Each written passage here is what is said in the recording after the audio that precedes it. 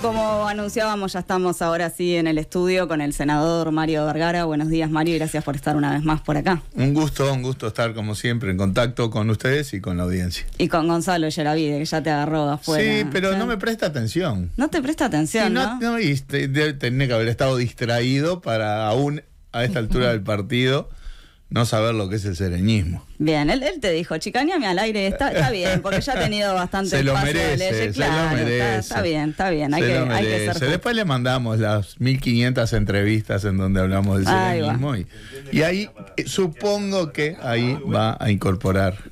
Muy bien, lo dejamos pendiente entonces, a ver qué nos dice el próximo jueves, Gonzalo. Son licencias de ignorancia que nos permitimos los no periodistas. ¿Cuál de los goleadores daneses? Mario, queremos... Porque lo ves y tenés esa pinta de futbolista, ni que hablar, ¿no? Ni que hablar. Esto va a estar picado, hay que ver después cuando entre ella más tarde, a ver cómo se pone.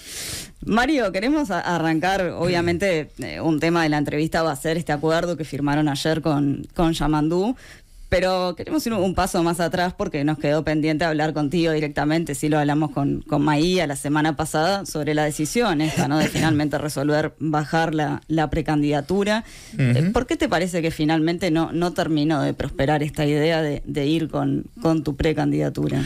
Bueno, la respuesta así inmediata y corta es porque recrudeció la polarización a nivel de lo que son las candidaturas en el frente. Para evitar discusiones que a veces se dan, nadie está planteando una polarización en el Frente Amplio, sino en la elección interna vinculada a la elección de candidaturas.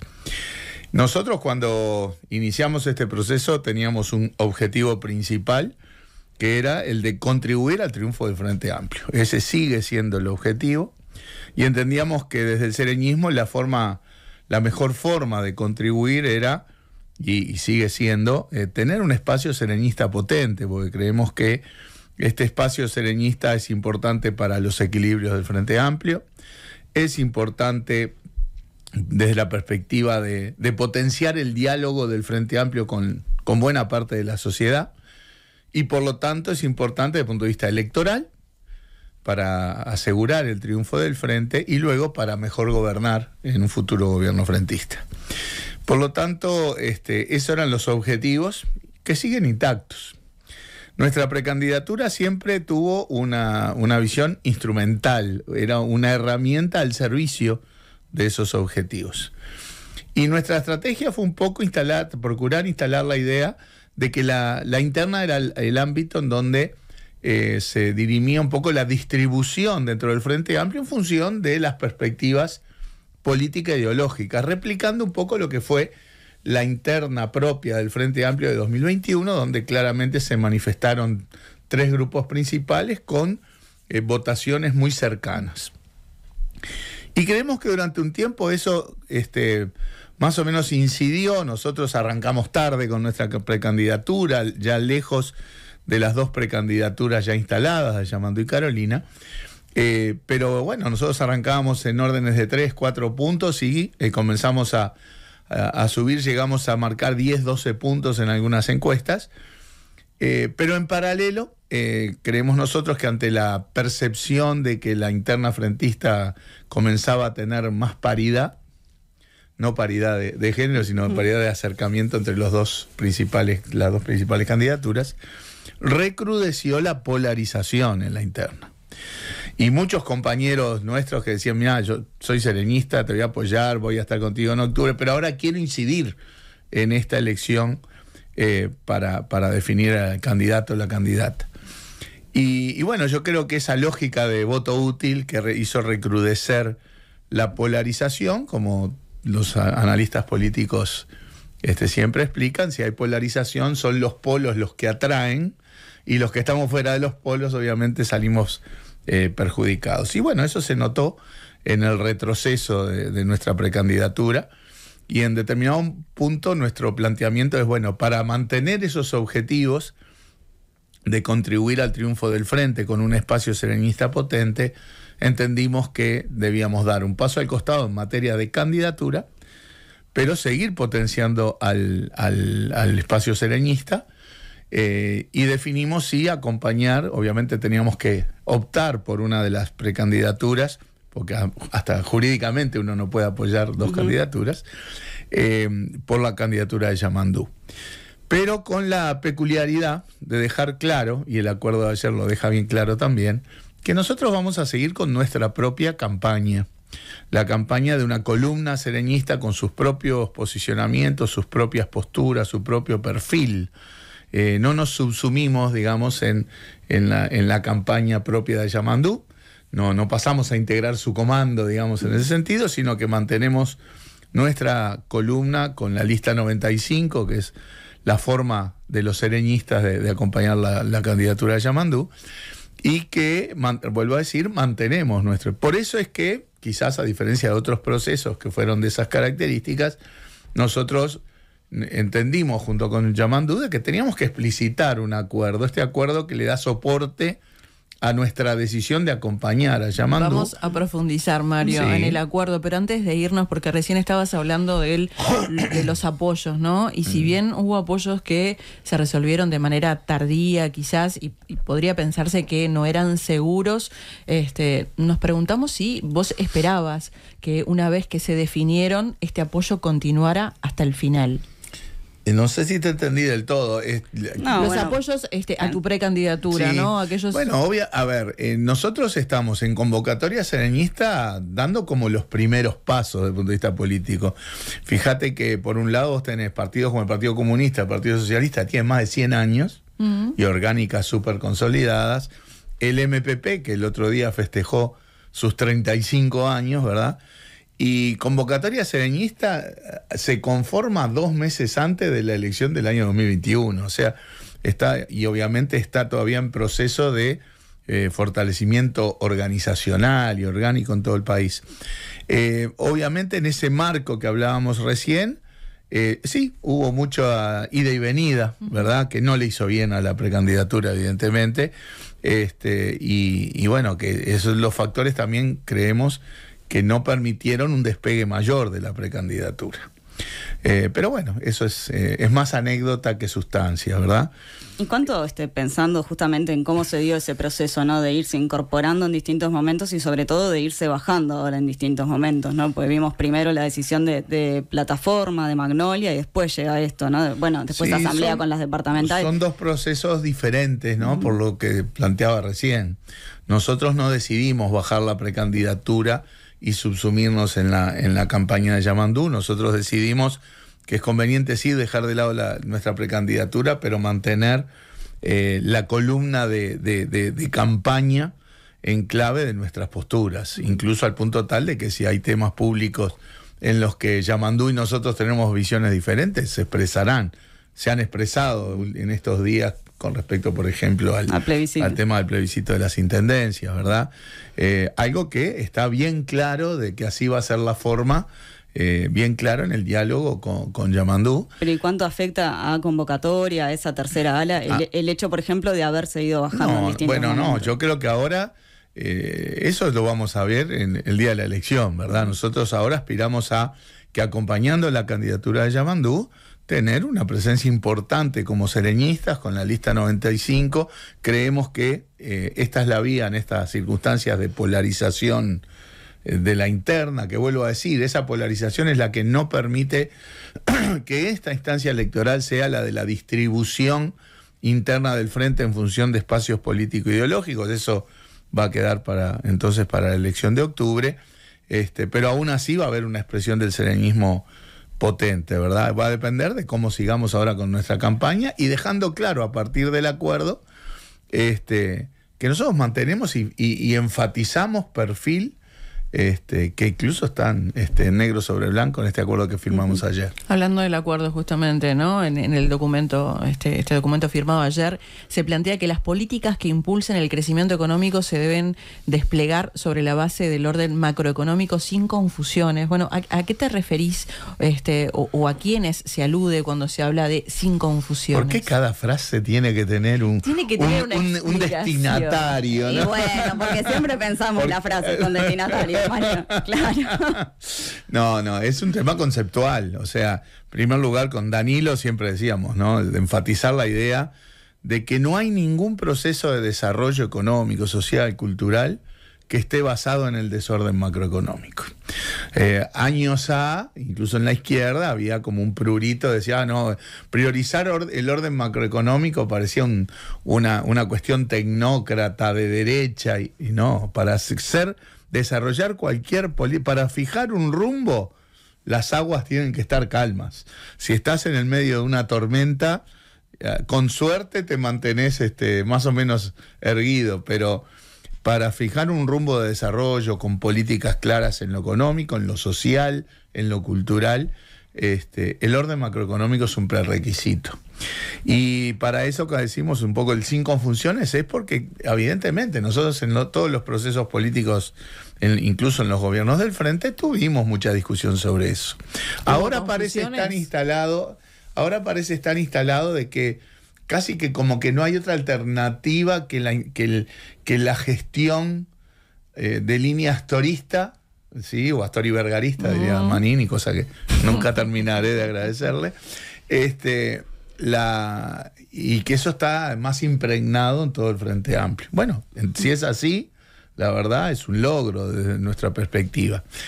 Pero evidentemente en los gobiernos del frente tuvimos periodos de debate de gobiernos en disputa, de 2 equipos económicos y cosas por el estilo, ¿verdad? Bueno, yo creo que esas cosas que generan confusión en cómo es la orientación de la gestión macroeconómica debe quedar de lado, porque hace unos días, Mario, cuando te preguntaron, cuando estuvo esto de bajar la precandidatura y te preguntaron varias veces con esto de los 2 equipos económicos, vos dijiste, bueno, en realidad no existieron necesariamente. No, yo creo que no hubo 2 equipos económicos, pero fue parte de un debate más de índole política, que generó confusiones, que generaba ruido.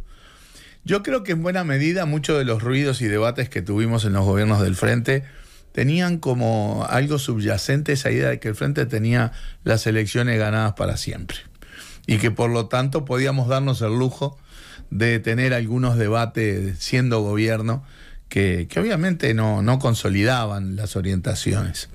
Creo que la sociedad uruguaya y la realidad nos dieron una buena bofetada en eso de que podíamos perder las elecciones, y así pasó. Y creo que esa es una de las lecciones que debemos haber aprendido del proceso de autocrítica, ¿verdad? Que las elecciones no están ganadas. Hago un breve paréntesis porque me estás dando el pie. ¿No complica entonces ahora las diferencias en cuanto al plebiscito por la reforma de la seguridad social? Sí, claro, sí. Pero también por otras, por debate político, ¿no? O sea, no estamos en el gobierno en este momento. Obviamente en el frente, por algo el frente dio libertad de acción, porque había claramente 2 posturas en eso, ¿verdad?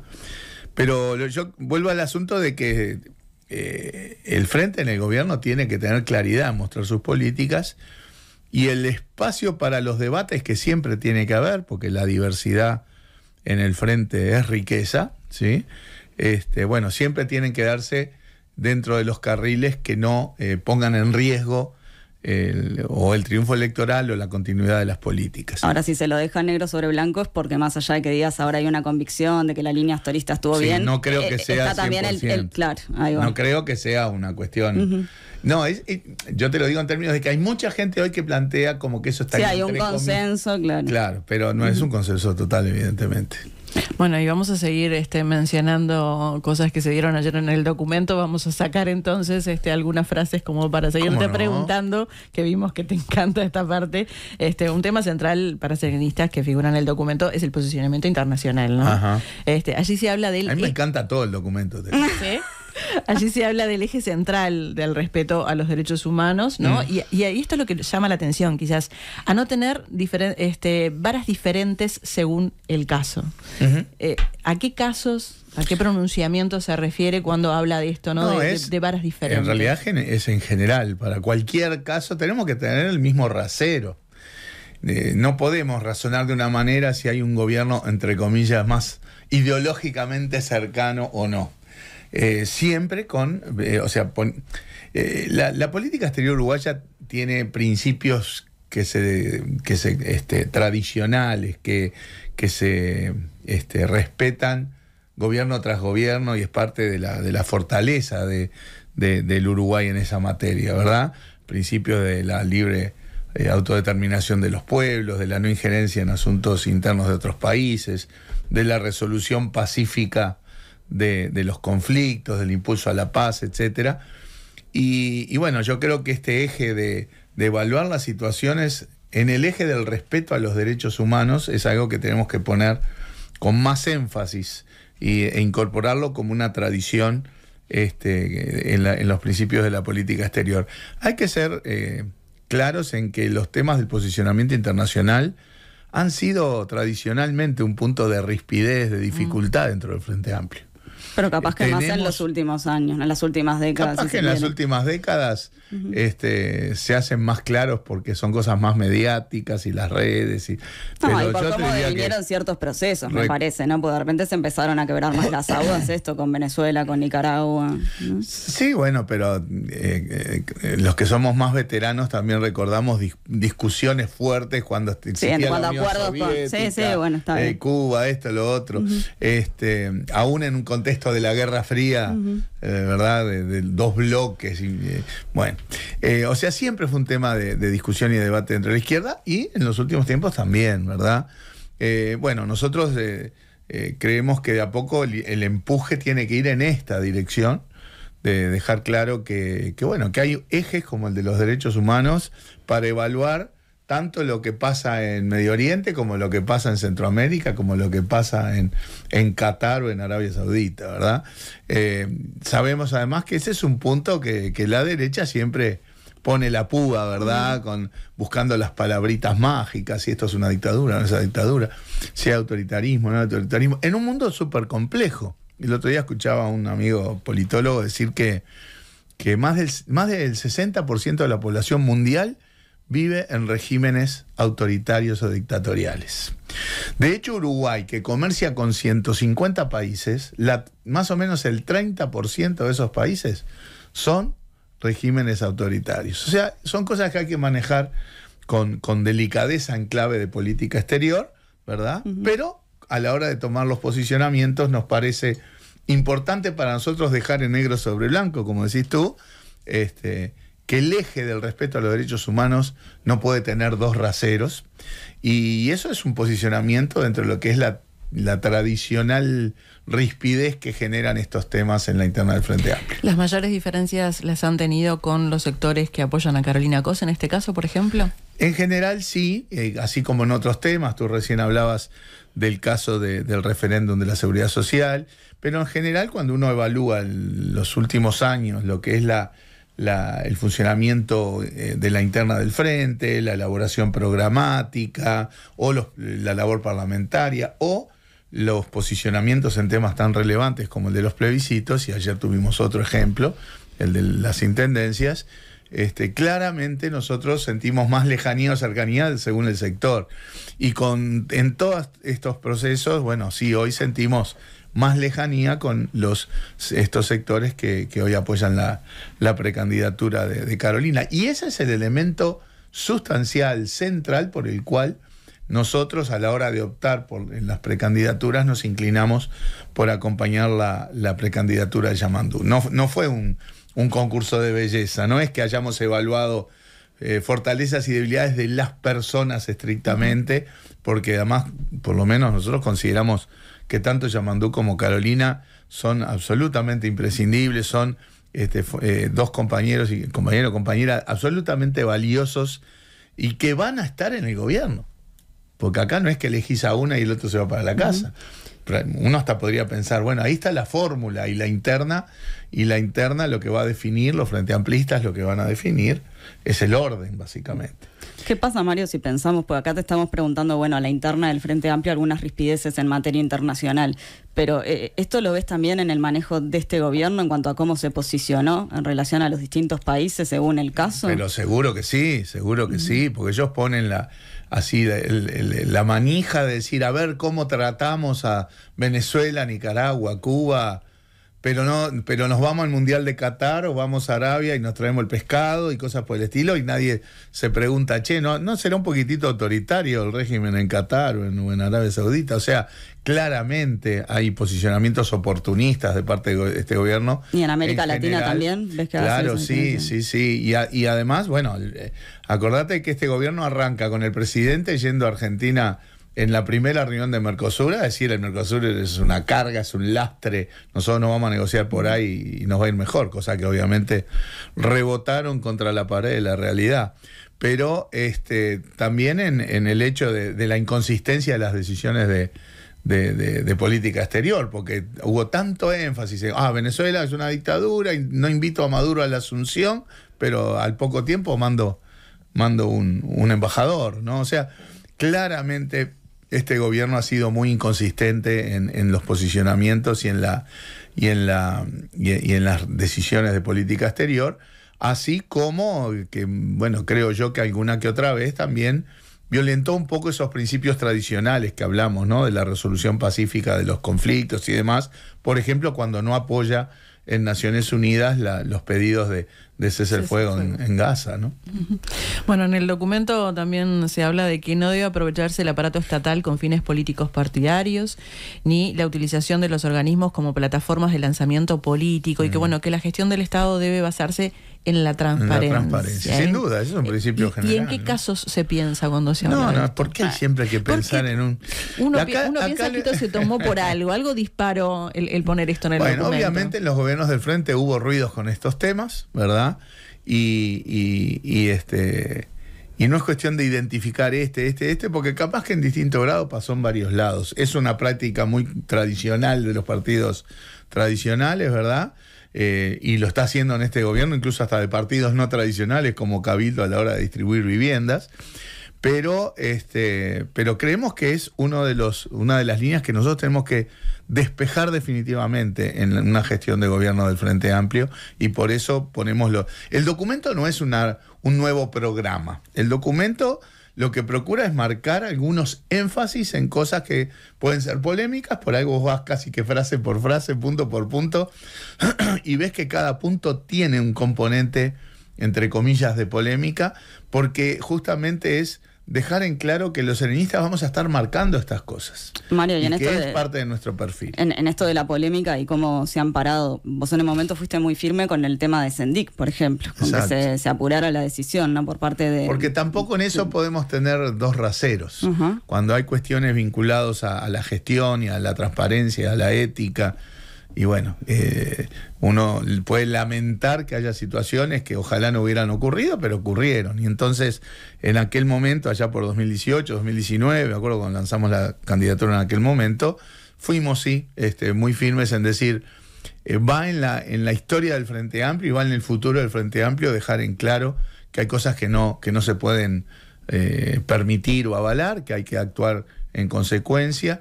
Y por suerte... Quizás tardíamente, pero por suerte el Frente Amplio terminó haciéndolo, quizás gracias a aquel informe del Tribunal de Conducta Política que siempre nos ha dado garantías. En la figura de Jorge Brovetto y Nicolás Grab hago explícito siempre ese reconocimiento la enorme contribución que hizo aquel informe vinculado al caso Sendik, que le permitió al Frente Amplio tomar una decisión correcta que de otra manera nos hubiera costado históricamente en cuanto al vínculo de la gestión de la política y la gestión de gobierno con la ética y la transparencia y principios básicos que tenemos que llevar adelante. Y así como está esto vinculado a la transparencia, y aunque nos digas que no querés aludir, Mario, pero cuando está el tema ¿no? de no utilizar los organismos como plataformas político-electorales, ya cuando plantearon esto de bajar tu precandidatura días atrás, esto estuvo presente cuando, ¿no? tanto en el acercamiento con la candidatura de Orsi como en el alejamiento de la de COSE, si se quiere, o de los sectores que respaldan. ¿Esto alude justamente a si COSE utiliza la intendencia como plataforma? No, de ninguna manera. De ninguna manera. Yo puedo entender que las intendencias son plataformas de visibilidad, y eso está bien. Hacé bien las cosas en la intendencia y vas a tener más visibilidad y más aceptación de la sociedad y de la ciudadanía. A eso me parece perfecto. No es a eso. ¿Tendría que haber renunciado en lugar de pedir licencia? Bueno, yo creo que sí, pero no me hace, la verdad que eso no me genera un punto de foco importante, ¿verdad? Creo que lo importante es que mientras hay campaña y uno se aboca a la campaña, no siga en la gestión, y eso es lo que está sucediendo, tanto con Yamandú, que renunció, como con Carolina, que pidió licencia, pero claramente, ella explícitamente ante la sociedad dejan claro que no está en la gestión de la intendencia ahora, sino en la campaña, y eso me parece bien. Bueno, hablando de las intendencias, justamente ayer la mesa política del FA resolvió no acompañar, ¿no?, el plebiscito que impulsaba el fallecido Adrián Peña. Es una forma de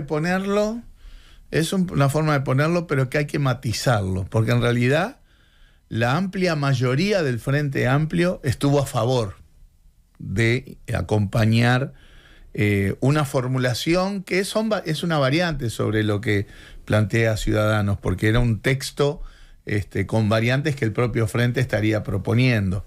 Acá voy a tomar 2 minutos para hacer una breve historia del asunto.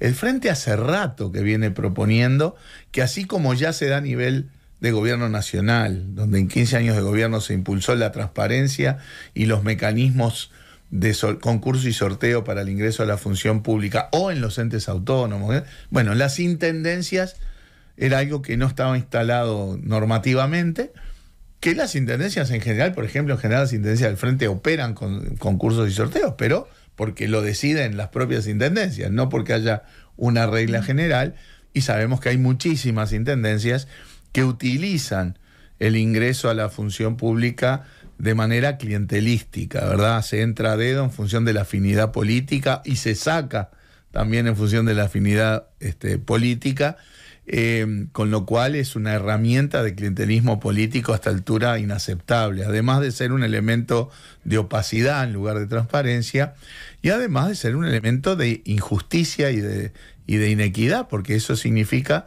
que no toda la ciudadanía tiene la misma oportunidad de acceso a la función pública. El Frente ya en gobiernos anteriores, en los gobiernos nuestros, presentó proyectos de ley para que el concurso y el sorteo sea la regla de ingreso también a los gobiernos departamentales. Nunca logró mayorías porque requiere la mayoría especial, dado que al tocar la autonomía de los gobiernos departamentales se requiere una mayoría especial. No alcanzaba solo con los votos frente amplistas, y toda la oposición en el gobierno anterior votaba en contra. En este gobierno, en el diálogo que se tuvo con el sector del Partido Colorado, etcétera, e incluso los senadores también de Cabildo Abierto, que también votaron, se vuelve a poner sobre la mesa el tema en un proyecto cuya redacción final sí era impulsada por el lamentablemente fallecido senador Adrián Peña, y votamos Frente Amplio, Partido Colorado y Cabildo. Faltó un voto para esa mayoría especial. Lo que podemos decir con claridad es: el Partido Nacional bloqueó la posibilidad de avanzar en transparencia e igualdad en esta materia. Y por lo tanto después surge, a partir de un politólogo, ¿no?, de Daniel Chaschetti, que es el que pone sobre la mesa por qué no avanzar esto en términos de plebiscito para la Constitución, que surge esta posibilidad. A diferencia de otros plebiscitos donde yo creo que se manejan cosas que no van en la Constitución, yo creo que una regla general para todo el Estado del ingreso a la función pública sí son cosas que van en la Constitución. Y bueno, nosotros sí éramos partidarios de esto, y obviamente a la hora de evaluar en el Frente Amplio y tomar decisión al respecto, el Frente tiene su estatuto y sus mecanismos de decisión. Y en este sentido requería que 1/3 de la mesa política no votara en contra, digamos, no bloqueara. Pero eso en un contexto donde la mayoría del Frente, porque la votación de ayer fue 16-10, con 2 abstenciones, a favor de impulsar, de acompañar este plebiscito del ingreso, que no es solo para las intendencias. Al ponerlo en la Constitución lo ampliamos para todo el aparato estatal, incluido sí, algo que Cabildo Abierto ya dijo que acompañaría, también, ¿no? Claro. Hubo mayoría a favor, solo que no llegó a ser, por un voto, la mayoría que el Frente Amplio en sus propios estatutos plantea para tomar esta decisión. Que yo lamento enormemente, porque entre otras cosas no logro comprender las razones por las cuales algunos sectores en el frente no acompañan este plebiscito, que, vuelvo a decir, es algo que venimos reclamando históricamente, es algo que está expresamente planteado en las bases programáticas del Frente Amplio, que es el combate al clientelismo político en el manejo de las intendencias, que es el impulso a la transparencia en la gestión pública y que es el impulso a la igualdad de oportunidades de todos los compatriotas para el acceso. ¿Y cuáles fueron las razones entonces de estos sectores? Bueno, yo no participé ayer de la reunión de la mesa política, ¿verdad? Había obviamente compañeros representantes nuestros, pero no escuchamos argumentos contundentes, escuchamos más bien argumentos de orden táctico, al punto tal de que se termina discutiendo la oportunidad. Y bueno, la oportunidad era esta porque teníamos alineado al grueso del sistema político. Pero la oportunidad fue lo mismo que se discutió en el caso de la reforma, más allá de otras cuestiones. ¿Cuál reforma? La reforma de la seguridad social. No. Ahí hay elementos conceptuales. Está bien, pero más allá de lo conceptual, cuando hablamos con distintos dirigentes del FA que se oponían a esto, había una cuestión clara de no es el momento de distraer las elecciones con otros temas que no sean las elecciones. Era uno de los argumentos, pero en el marco de diferencias conceptuales.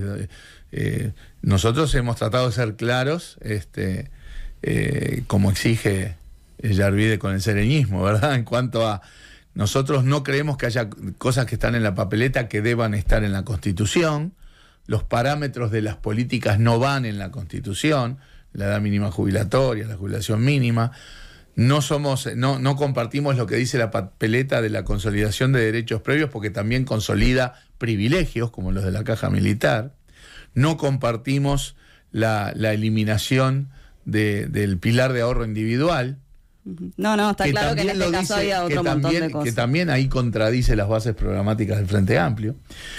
O sea, hay elementos conceptuales. También sí, en la argumentación se cuestionaba si ese plebiscito, porque no es que cualquier plebiscito altera la discusión pública, si ese plebiscito no nos generaba, y sobre todo con el hecho de que dentro del Frente Amplio había dos posturas bien diferentes y que habíamos muchos grupos que no íbamos a acompañar ese plebiscito, sí, también había se incorporaba un ingrediente táctico, pero no era el centro.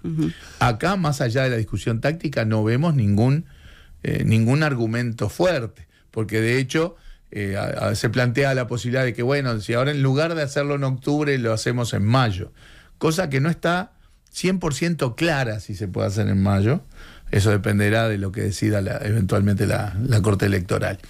Pero en todo caso no escuchamos al menos ningún argumento conceptual contundente que diga no tenemos que apoyar esto, sino más bien una cuestión estrictamente de orden táctico. Y yo creo que si es por un tema de oportunidad, esta era la oportunidad, porque tenés alineado al grueso del sistema político, tenés a un partido nacional abroquelado en contra de este mecanismo, y quedaba nítido que era el Partido Nacional el que estaba bloqueando este mecanismo de transparencia y equidad, y bueno, y por lo tanto no entendemos, vuelvo a decir, la postura de los sectores en la interna del Frente que de hecho también bloquean ahora por esta vía el apoyo que el Frente pudiera dar a esa iniciativa. Senador Mario Vergara, muchas gracias por estar una vez más por Nada que Perder. Ha sido un gusto. Gracias.